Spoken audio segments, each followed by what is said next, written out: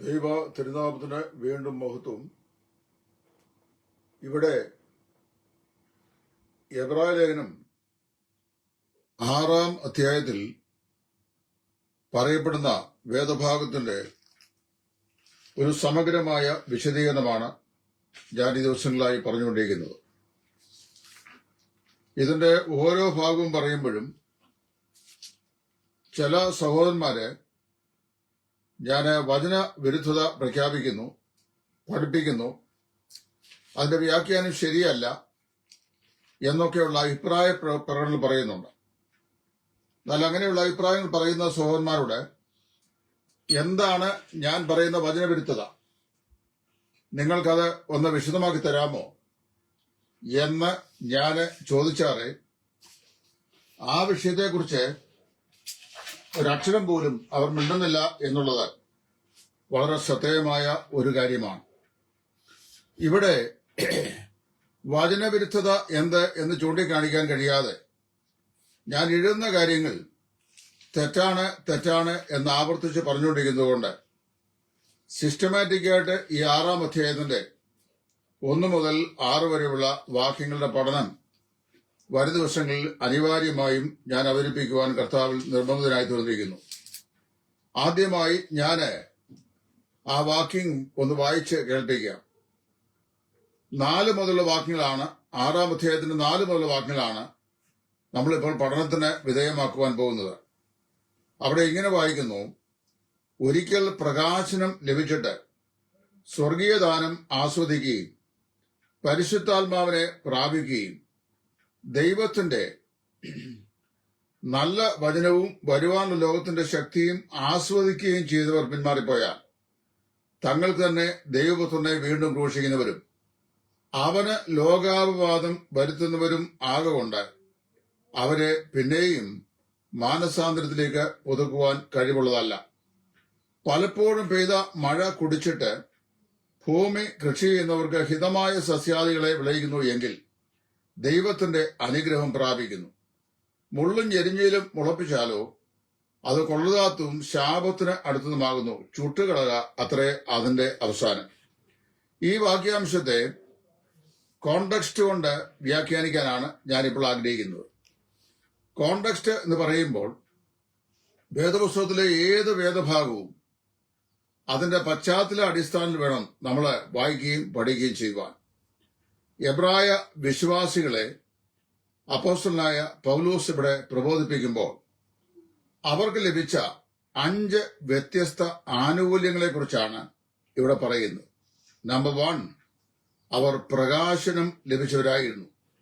Number 2, അവര് സ്വർഗീയ ദാനം ആസ്വദിച്ചവരായിരുന്നു.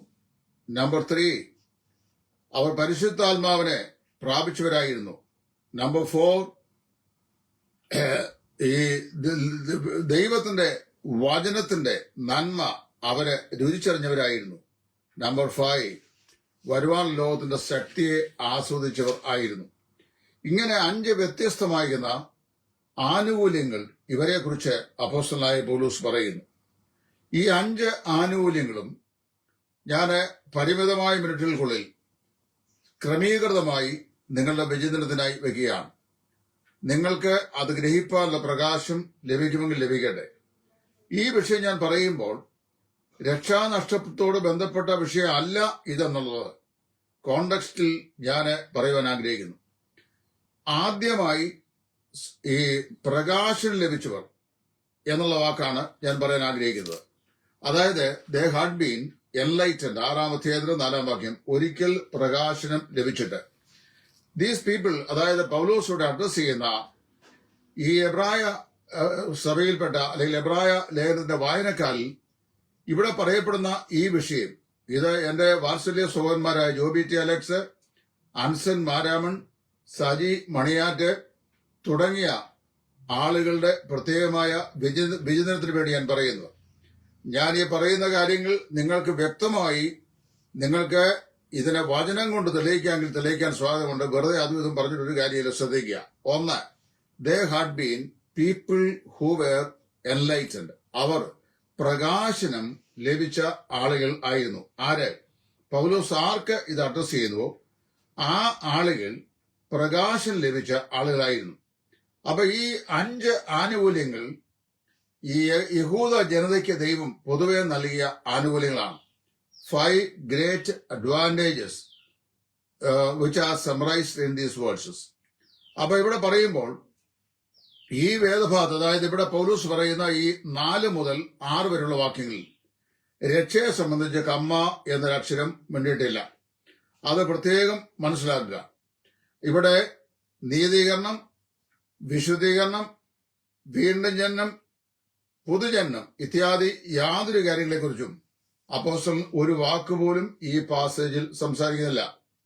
Those who have once been enlightened are not spoken of as born again. അതാദ്യം മനസ്സിലാക്കണം.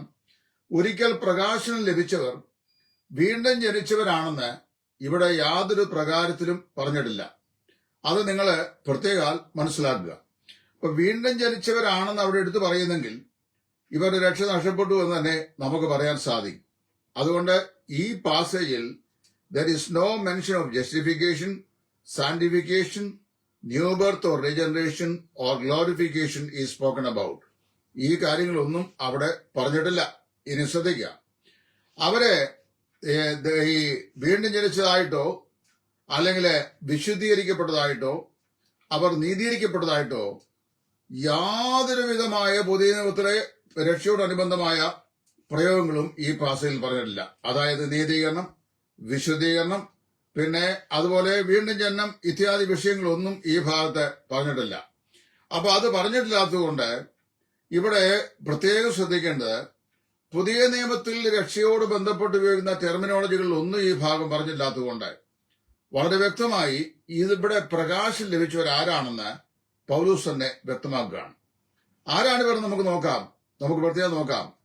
The enlightenment spoken here has to do with intellectual perception of true spiritual truth or biblical truth.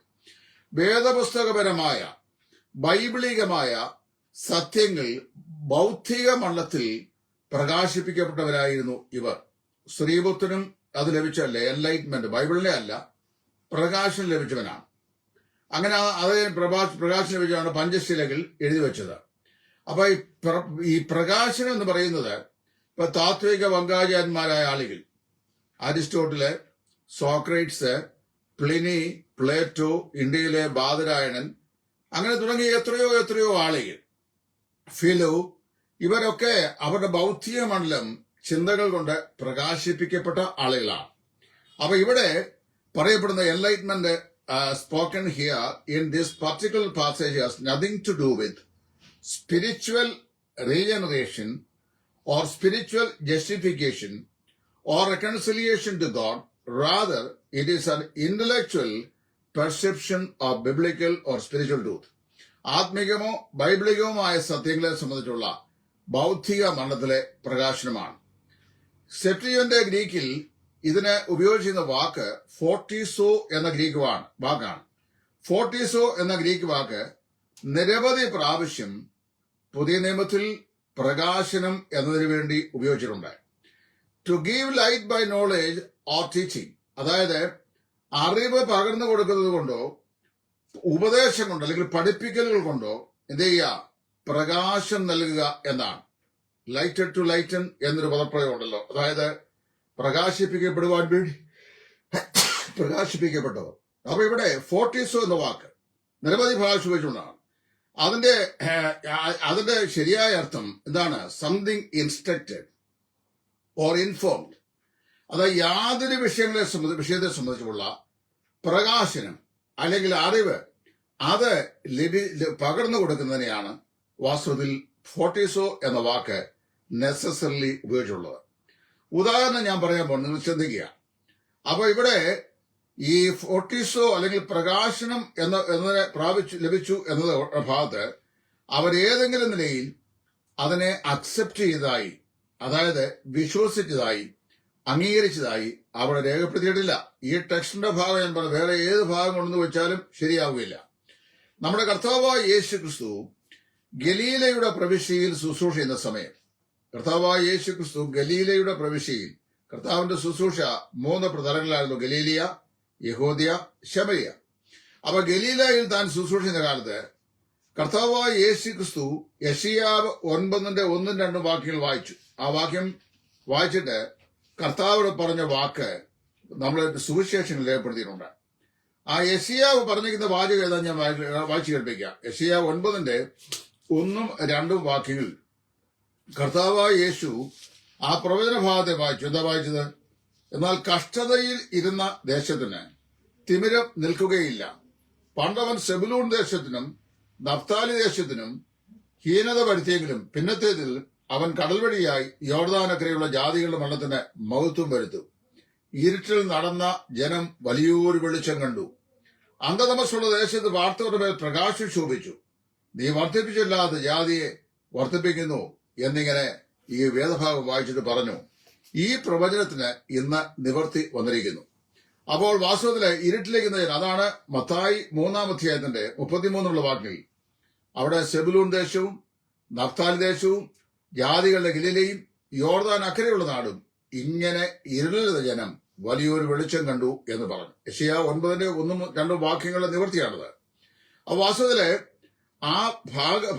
ആ വേദഭാഗം ഭാഗികമായി കർത്താവ് വായിച്ചിട്ട് അവിടെ പറയാണ്, ഇരുട്ടിൽ ഇരിക്കുന്ന ജനം വലിയൊരു വെളിച്ചം കണ്ടു. കർത്താവായ യേശു ലോകത്തിന്റെ വെളിച്ചമായി, വിശ്വത്തിന്റെ വെളിച്ചമായി ലോകത്തിലേക്ക് വന്നു കഴിഞ്ഞപ്പോൾ, നിങ്ങൾക്കറിയാമല്ലോ, സർവ്വലോകത്തെയും പ്രകാശിപ്പിക്കുന്ന സത്യവെളിച്ചം ലോകത്തിലേക്ക് വന്നുകൊണ്ടേയിരുന്നു എന്ന് യോഹന്നാൻ പറയുന്നു.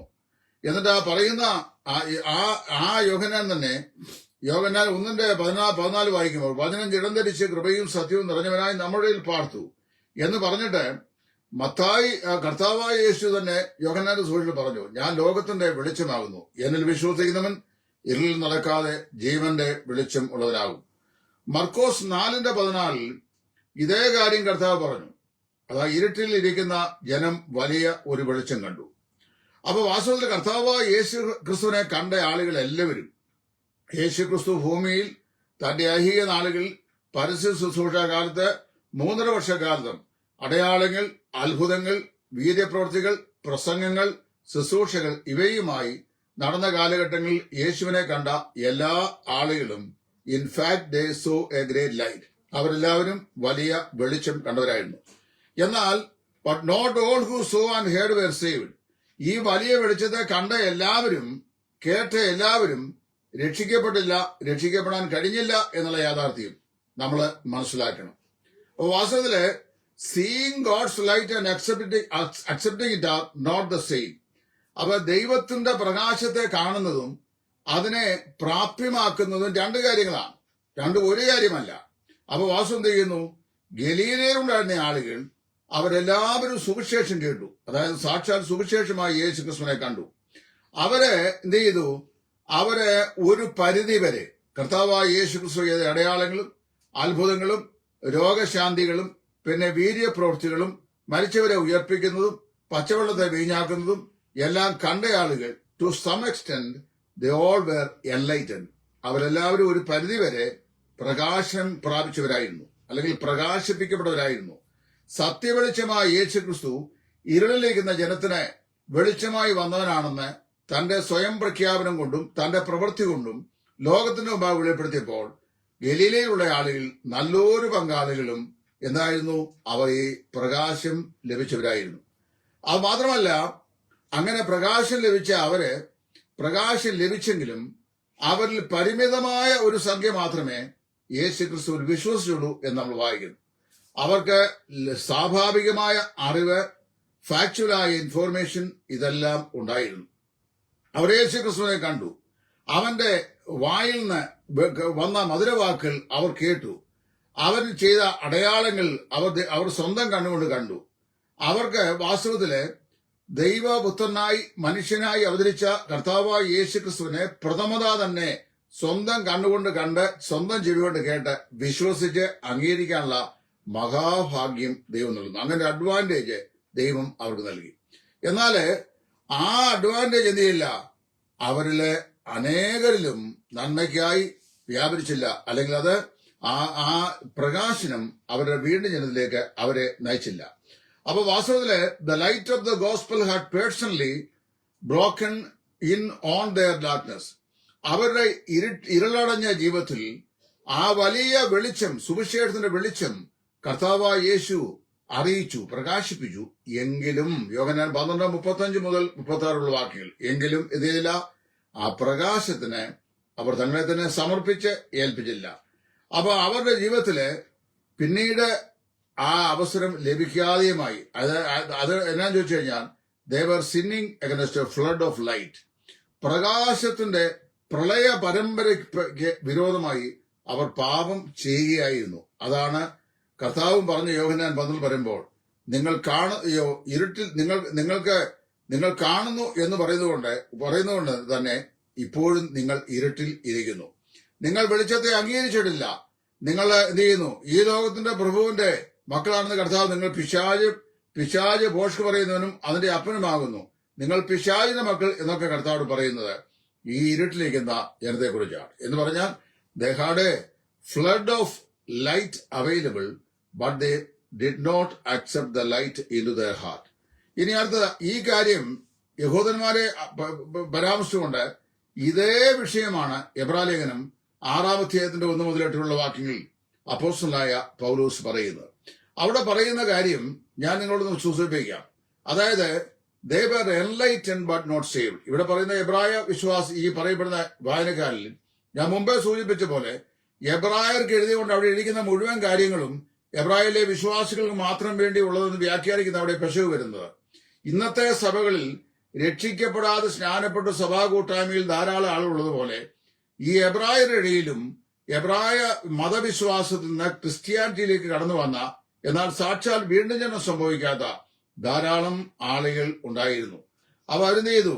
അവര് പ്രകാശം ലഭിച്ചവരാണെങ്കിലും consequently were in danger of losing all opportunity of being saved. പിന്നീട് രക്ഷിക്കപ്പെടാനുള്ള എല്ലാ അവസരങ്ങളും പാഴാക്കി കളഞ്ഞ ആളുകൾ ആയിരുന്നു. തത്വത്തില് അവരാരായിരുന്നു?